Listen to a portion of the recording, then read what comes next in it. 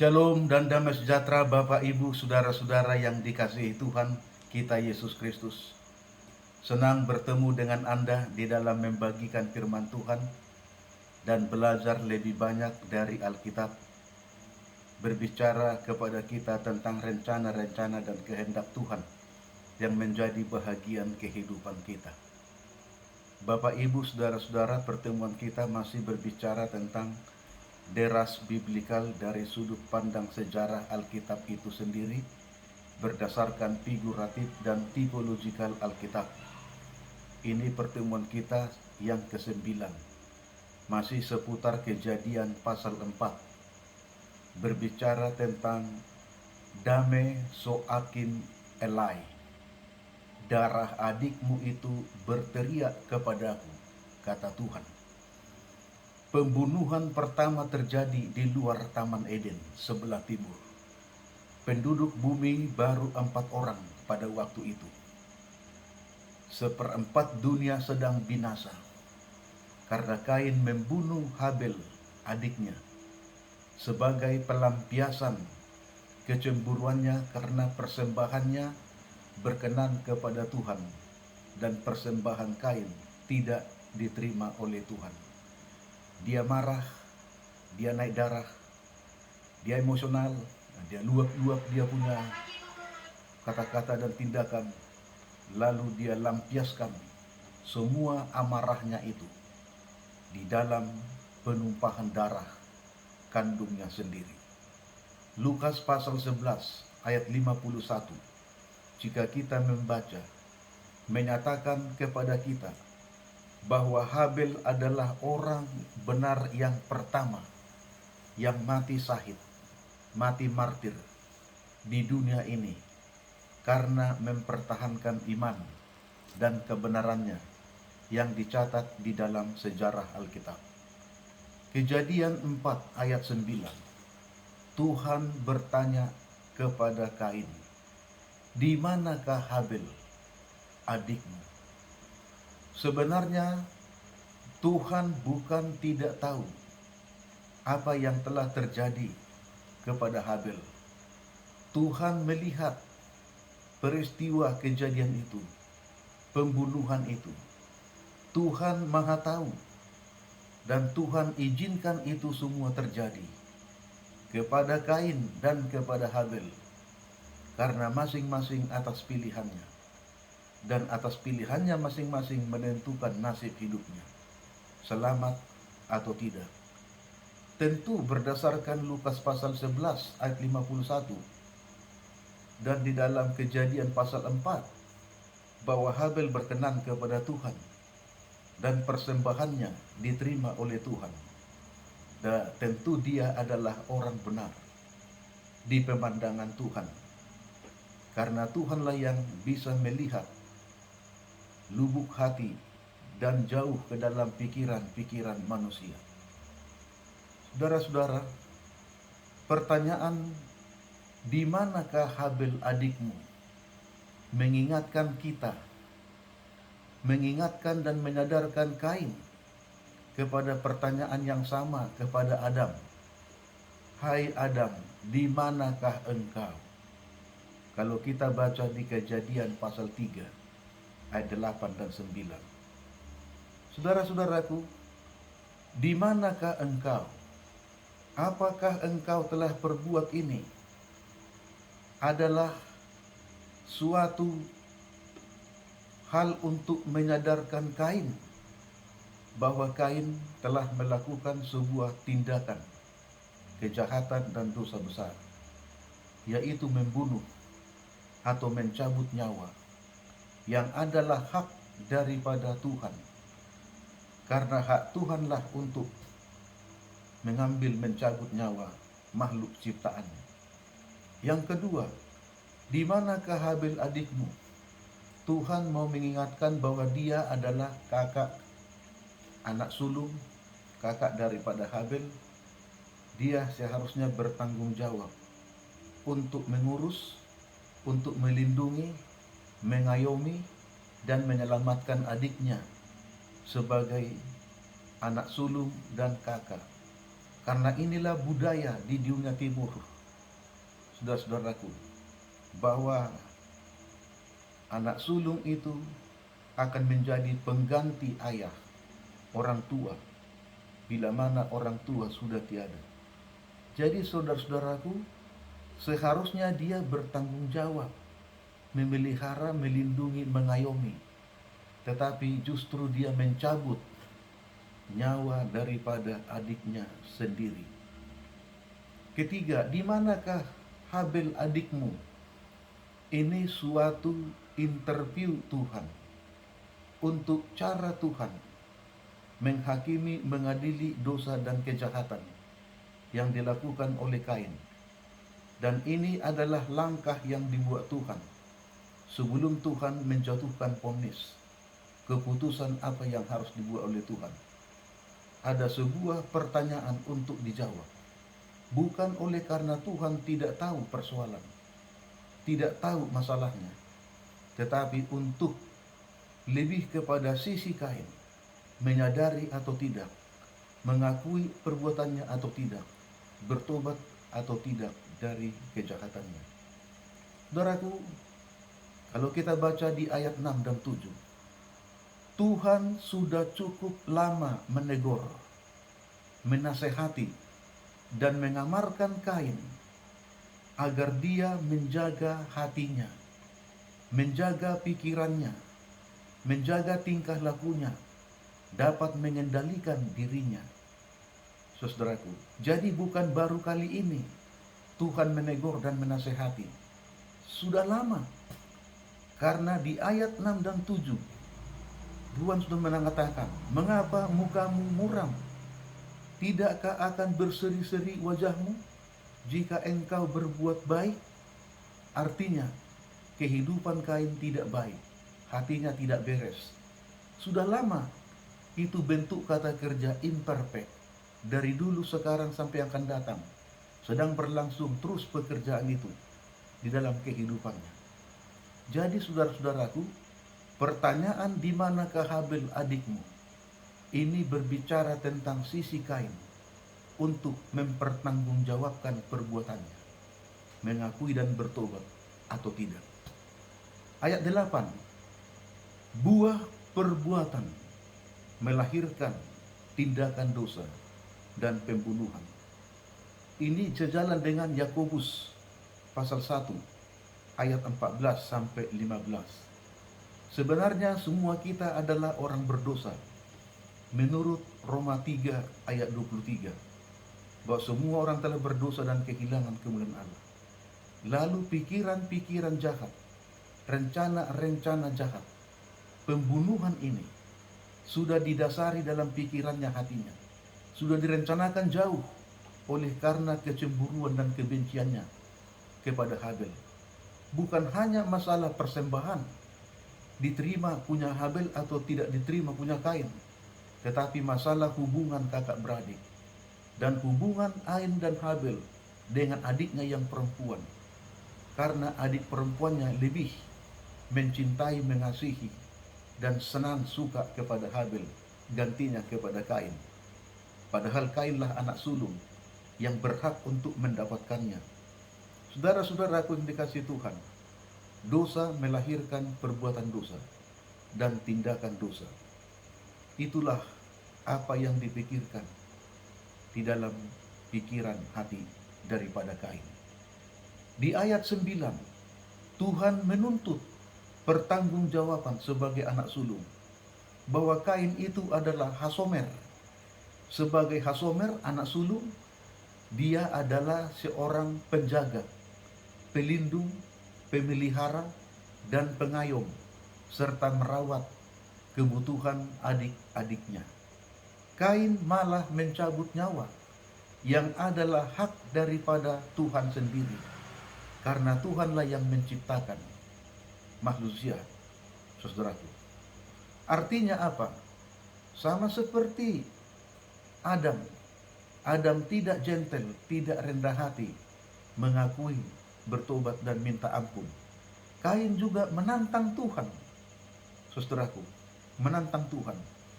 Padahal di ayat 9 itu sudah Tuhan katakan, apakah yang telah engkau lakukan? Jadi pertanyaan pertama, Kain, di manakah Habil adikmu? Lalu dilanjutkan pertanyaan, apakah yang telah engkau lakukan ini? Dame soakim elai, darah adikmu itu berteriak kepadaku, kata Tuhan. Ya, jadi saudaraku, ini adalah sesuatu yang benar-benar sangat mengerikan sebagai pencabut nyawa, pembunuh, saudaraku, yang adalah hak Tuhan sendiri. Sementara Tuhan sendiri, sekalipun Adam dan Hawa jatuh ke dalam dosa, walaupun dikatakan sekali kamu makan buah itu, kamu pasti akan mati, tetapi masih diberikan waktu yang panjang untuk bertobat, supaya Tuhan bisa pulihkan. Tuhan langsung tidak jatuhkan hukuman mati, tidak langsung penalti, kematian. Jadi Kain ini langsung mencabut nyawa Habil. Padahal tidak ada kesalahannya. Hanya oleh kecemburuan dan kebencian melahirkan dendam. Lalu dendam melahirkan tindakan pembunuhan, mencabut nyawa. Saudara-saudara. Lalu Kain menantang Tuhan. Lo yadati, katanya. Lo yadati, aku tidak tahu. Padahal dia tahu. Dia pelaku utama dalam peristiwa dan tindakan pembunuhan itu. Dia mau mengelak dan menyangkal pembunuhan yang nyata-nyata yang dia lakukan. Karena faktanya Habil sudah tidak bernyawa lagi. Mayatnya sudah tergeletak, kaku, saudaraku. Lalu Tuhan melanjutkan, Dame soakim elai, darah adikmu itu berteriak kepadaku. Bagaimana mungkin engkau bisa mengelak dan menyembunyikan perkara ini? Tidak bisa. Aku ini Tuhan Maha Tahu, Maha Hadir, dan Maha Kuasa. Tetapi aku juga Maha Kasih. Itu jelas, saudara-saudaraku. Jadi di ayat 10 Tuhan menekankan kepada Kain, Dame soakim elai, darah adikmu itu berteriak kepadaku. Kita tidak tahu apa teriakannya.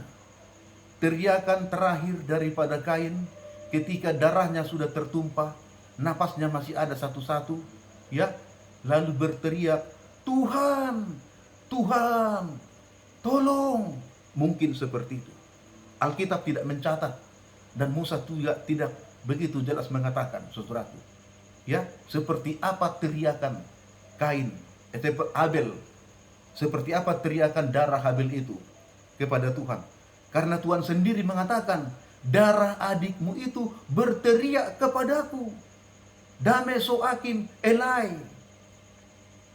Tetapi ketika Kristus mati di kayu salib Golgota, kalau kita membaca Markus 15 ayat 34, ya, saudaraku, ada satu teriakan Kristus dari kayu salib. Teriakan itu sangat mengerikan, menyedihkan, karena Kristus juga akan mati, karena dia sudah disalibkan orang berdosa. Darahnya segera tercurah dari kayu salib itu, dan napasnya akan terhenti. Dia kehabisan darah dan kehabisan napas. Lalu yang terakhir kali dia berteriak kepada Allah Bapa yang di sorga. Di dalam bahasa Ibrani dikatakan, Eli, Eli, lama azabtani. Saudaraku, tetapi di dalam bahasa Aram yang ditulis dalam Markus pasal 15 ayat 34, itu adalah bahasa Aram. Eloi, Eloi, lama sabachthani. Kalau dalam bahasa Yunani, Hotheos mou, eisti enka telepismi. Saudaraku, teriakan Yesus dari kayu salib mengingatkan sebuah model pembunuhan orang berdosa, orang jahat. Kain membunuh Habel, seperempat dunia binasa pada waktu itu karena kejahatan dan kebencian dendam yang membabi buta, yang tidak ada dasarnya dan bisa dibenarkan dalam pembunuhan itu. Teriakan Yesus inilah yang mau menjelaskan kepada kita tentang teriakan darah Habel ketika dibunuh Kain. Eloi, Eloi, lama sabachthani. Eli, Eli, lama azabtani dalam Ibrani. Saudaraku, artinya begitu beratnya dosa itu ditanggung. Inilah Yesus menanggung dosa seisi dunia. Seperti yang dikatakan Yohanes 1:9, lihatlah anak domba Allah yang menghapus dosa dunia ini. Seluruh dosa dan kejahatan dunia ditimpakan kepadanya. Kutuk itu dia ambil, gantinya kita yang terkutuk. Maut itu untuk selama-lamanya dia ambil, gantinya untuk kita yang seharusnya kita adalah yang mati di sana karena upah dosa adalah maut. Roma 6:23. Tetapi oleh kematian Kristus Allah menyediakan keselamatan, karena kasih karunia Allah dalam Yesus Kristus adalah kehidupan yang kekal bagi kita. Jadi itu satu paket. Roma pasal 6 ayat 23. Jadi teriakan Yesus memisahkan hubungan antara sorga dengan bumi, antara Bapa dengan orang berdosa. Sekarang bisakah disatukan dengan darah Yesus yang tertumpah dari salib? Salib itu menjadi jembatan yang menghubungkan bumi ke sorga, yang menghubungkan, mendamaikan orang jahat, orang berdosa dengan Bapa. Karena salib itu diletakkan di atas bukit Golgota, dari bukit tanah yang tertinggi, lalu menyambung ke angkasa untuk menyambungkan kepada Allah. Lalu suara di angkasa dari salib itu terdengar, Eloi, Eloi, lama sabachthani. Teriakan Yesus yang terakhir dari kayu salib sebelum dia menghembuskan nafasnya yang terakhir dengan mengatakan, tetelestai, sudah selesai, di dalam Yohanes 19 ayat 35. Jadi saudaraku, Habel darahnya berteriak kepadaku, menuntut pertanggungjawaban dan menuntut hukuman yang setimpal pantas kepada orang berdosa dan kejahatan. Saudaraku, Ibrani pasal 12 ayat 24, Rasul Paulus menekankan dan membandingkan darah Kristus yang tercurah dari kayu salib dengan darah Habel yang dicurahkan waktu dibunuh oleh Kain di luar Taman Eden itu, adalah mau menunjukkan sama kematian, pembunuhan akibat dan karena dosa kejahatan. Lalu Paulus mengatakan darah Kristus lebih kuat dari darah Habel. Walaupun Habel mati syahid, mati di dalam kebenaran kepada Tuhan, mempertahankan imannya, kesetiaannya, dan dia mati karena membabi buta saudara kandungnya Kain, abangnya. Demikianlah Kristus dalam 1 Petrus 1 ayat 18-19 dibunuh oleh orang berdosa, saudara-saudaranya orang Yahudi. Saudara-saudaraku, jadi pembunuhan itu tidak jauh, masih saudara juga. Memang tidak mungkin orang jauh yang datang mencabut, menghabisi kita atau merusak kehidupan kita. Pasti orang yang terdekat dengan kita. Saudaraku yang dikasihi Tuhan, darah Kristus lebih kuat dari darah Habel orang benar itu. Karena Kristus satu-satunya adalah Tuhan yang menjelma menjadi manusia, dan satu-satunya manusia yang tidak berbuat dosa dan tidak berdosa. Lalu Petrus mengatakan dalam 1 Petrus 1 ayat 18-19, darah Kristus itu telah ditentukan sejak semula, darah yang murni, darah yang kudus, untuk dapat menebus dan menyelamatkan orang berdosa. melalui tertumpahnya darahnya di kayu salib. Eloi, Eloi, lama sabachthani. Allahku, Allahku, mengapa engkau meninggalkan aku? Tentu ketika Allah mengatakan kepada Kain, apa yang telah kau perbuat ini? Darah adikmu berteriak kepadaku, dame soakim elai. Tentu mungkin Habel berteriak, Tuhan, Tuhan, tolong. Apakah darah orang mati bisa berteriak?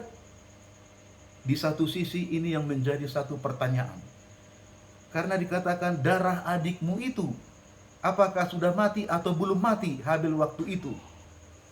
Ya, berteriak. Dapatkah orang yang sudah mati berteriak?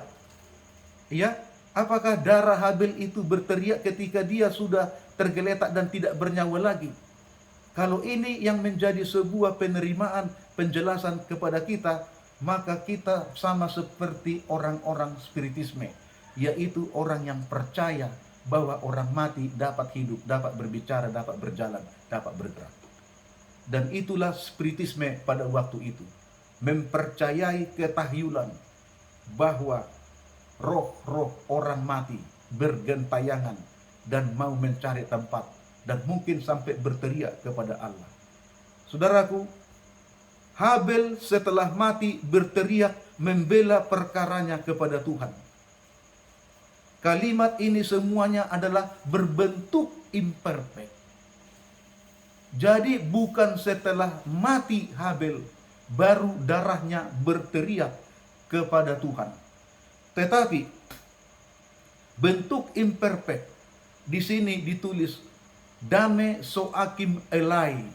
Darah adikmu berteriak, soakim, saudaraku, berteriak, ditulis bentuk tensis imperfect. Artinya dia sedang menuju ajal, ya, sangat kesakitan karena darahnya tertumpah.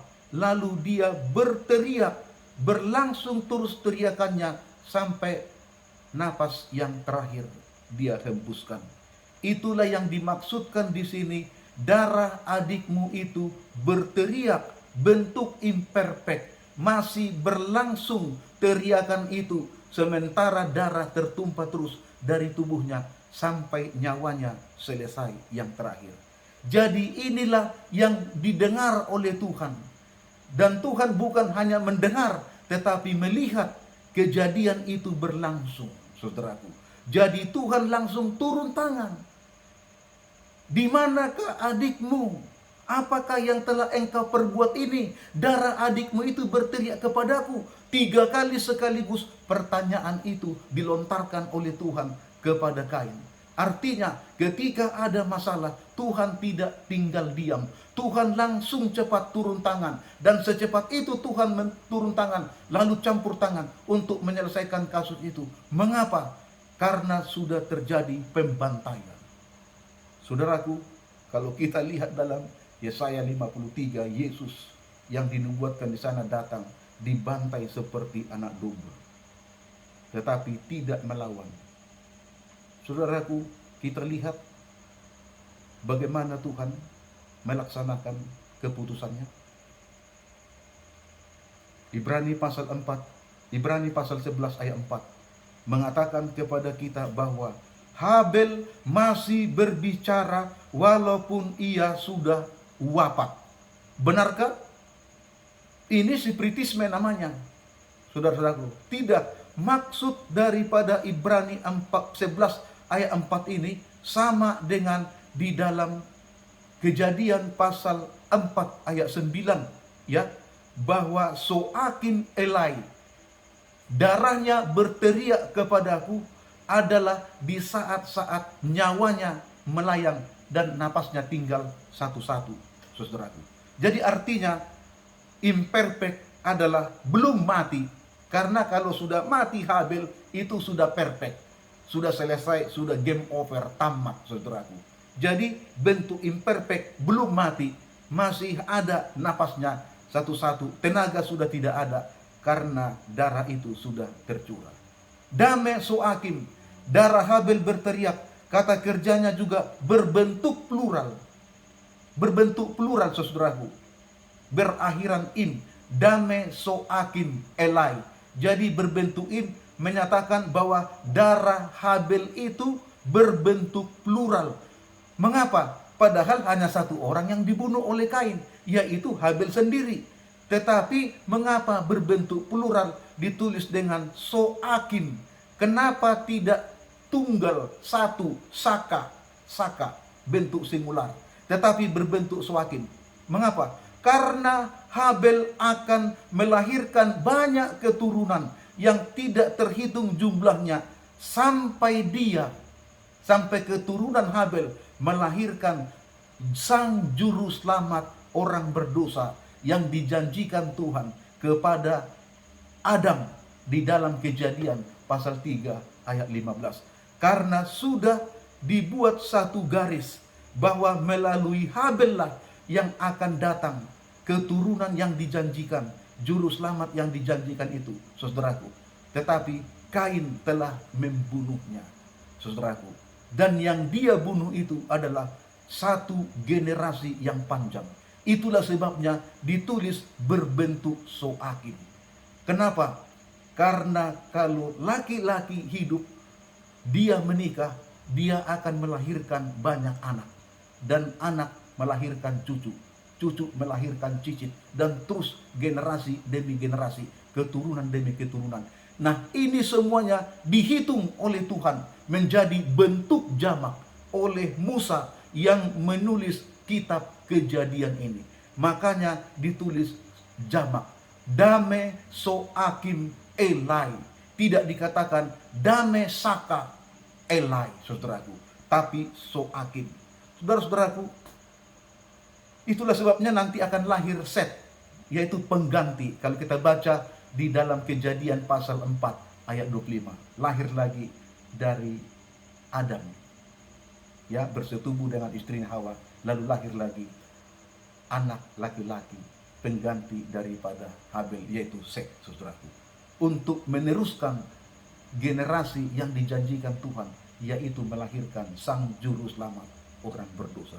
Jadi supaya kita tahu bahwa melalui keturunan Kain inilah, melalui keturunan Habel inilah sebenarnya Tuhan sudah menyediakan juru selamat itu. Tetapi Kain telah membunuhnya.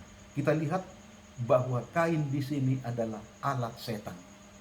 Alat setan untuk memusnahkan rencana keselamatan orang berdosa, apa yang sudah diumumkan Tuhan kepada Adam di Kejadian 3 ayat 15. Saudara-saudaraku, setan tidak pernah tinggal diam untuk melumpuhkan, mematikan, memotong, menggunting sejarah keselamatan itu supaya binasa. Tetapi Tuhan juga tidak tinggal diam. Kenapa? Karena Tuhan tidak pernah gagal di dalam melaksanakan misinya. Tidak pernah gagal di dalam rencananya. Ada jalan yang lain. 1001 macam bisa dibuat Tuhan jalan untuk menggenapi misi keselamatan orang berdosa.